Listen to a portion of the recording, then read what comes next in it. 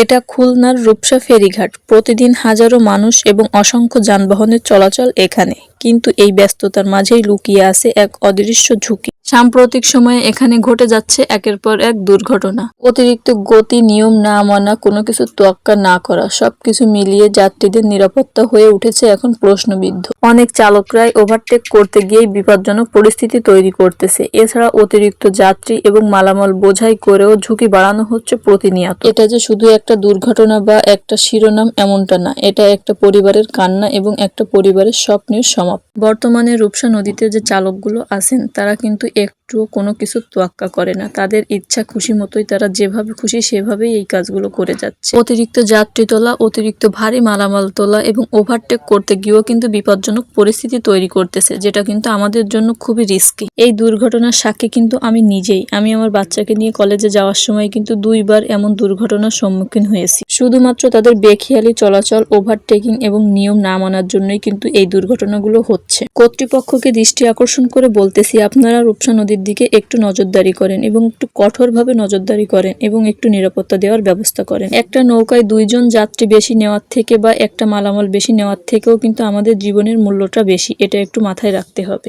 So আপনারা নিজ নিজ জায়গা থেকে একটু সচেতন হন। অতিরিক্ত ভিড় দেখলে সেই নৌকায় উঠবেন না। সময়ের থেকে জীবনের মূল্য কিন্তু অনেক বেশি। রূপসা নদী আমাদের গর্ব, আমাদের সৌন্দর্য, কিন্তু কিছু কিছু চালকরা এই সৌন্দর্যটাকে বিলীন করে দিচ্ছে।